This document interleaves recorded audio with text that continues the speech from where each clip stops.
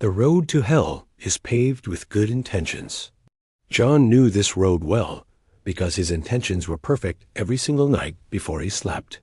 He promised himself he would wake up early, eat clean, and finally build the business of his dreams. And yet, every morning at 6, the same invisible script played out in the cold dark of his room. A hand that felt separate from his own would reach out and strike the snooze button with mechanical precision. He would do this 3 times until the panic of being late for his job overcame the comfort of the sheets.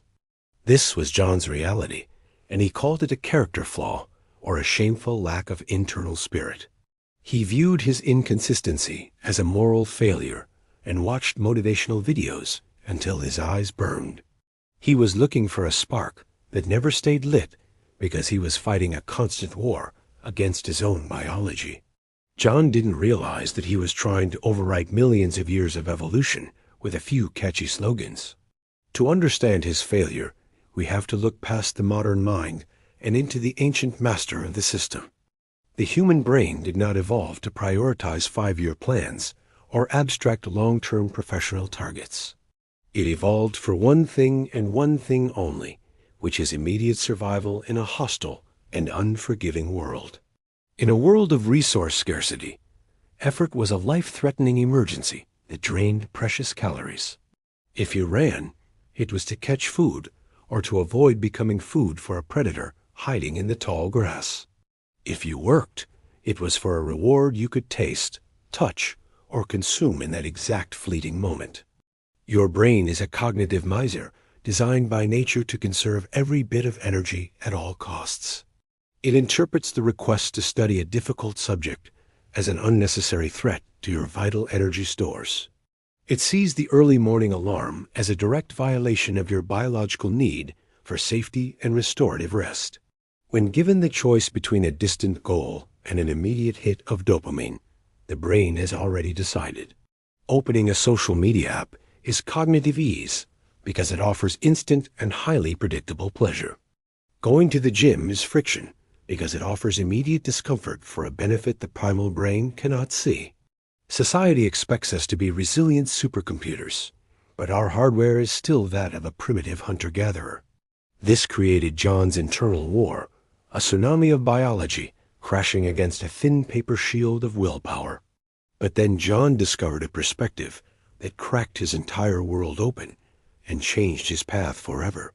He learned that real discipline does not come from sheer force, but from intentional environmental design.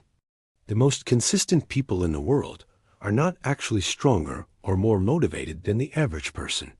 They have simply created systems and environments that make the right behavior the only logical choice. They do not fight against the natural structure of the brain. They manipulate the architecture surrounding it. John was lying on his couch, surrounded by the wreckage of another wasted and unproductive evening. His phone was a warm stone in his hand, pulling his attention into an endless digital void of scrolling. He realized in that moment that his apartment was a masterpiece of bad behavioral engineering. His workout clothes were buried at the bottom of a dark and messy drawer where he couldn't see them. The healthy food in his kitchen required peeling, chopping, and extensive cooking time he didn't have. But the television remote was sitting exactly where his hand naturally fell on the soft cushion. His environment was actively whispering for him to fail by making the wrong things easy and the right things hard.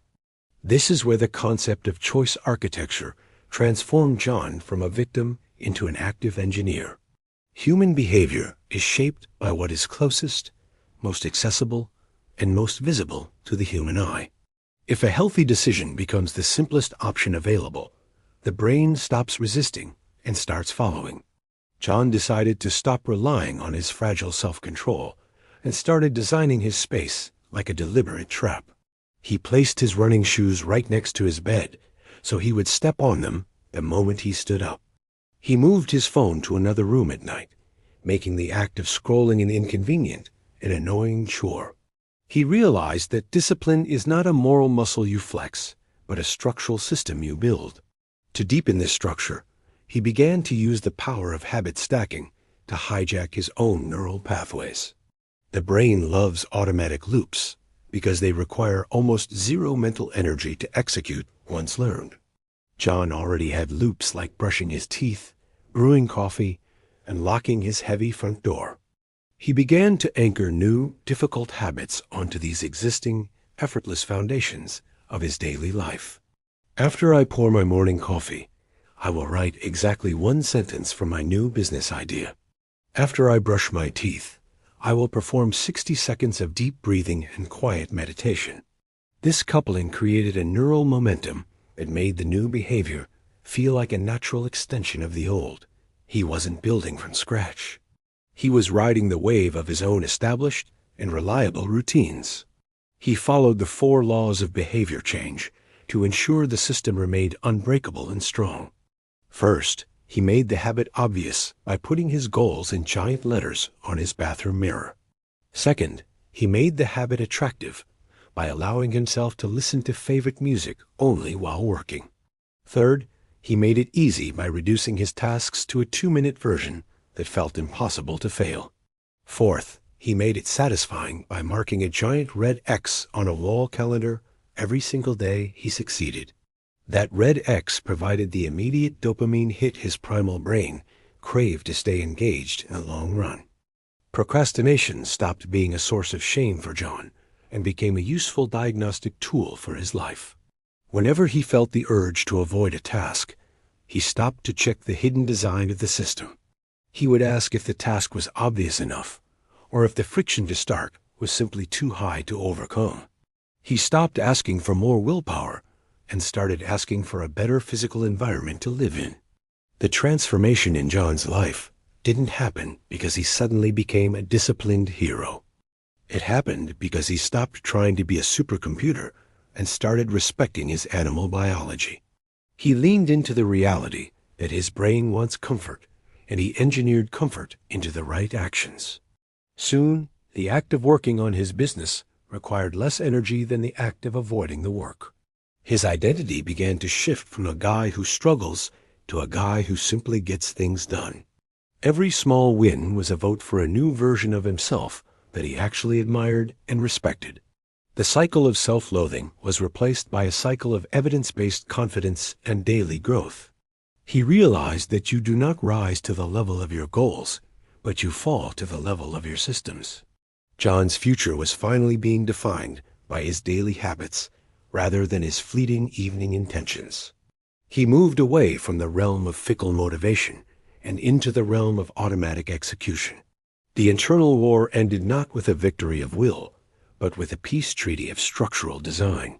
You can continue to blame yourself for being weak, or you can start building a world that helps you win. Stop waiting for the feeling of motivation to strike, because it is a ghost that disappears when you need it. Motivation is a fair weather friend that leaves you when the clouds start to gather in the morning. Discipline is a machine that runs whether the sun is shining or the storm is raging outside your door. John looked at his sneakers by the bed and felt a quiet sense of control he had never known before. He didn't need to feel like running because the shoes were already waiting for his feet to arrive. He didn't need to feel like writing because the notebook was already open on the kitchen table. He had successfully tricked his brain into liking the very things it used to fear and avoid. This is the secret of the elite, who seem to possess an infinite supply of self-control and focus. They are not fighting harder than you. They are just playing a game with better rules and maps. You have the same hardware as the masters of industry and the greatest athletes in history. The difference lies in the software you choose to run and the environment you choose to inhabit. Take a deep look at your room right now and identify one thing that is making you fail. Change it immediately before your brain has a chance to talk you out of the improvement. Start today by moving one thing in your room to make a good habit just a little bit easier to start. Remember that you are the architect of your own mind and the engineer of your own destiny. Your life is the sum of the systems you allow to run while you are not paying attention. If you found this insight valuable, subscribe to Deep Mind Portal.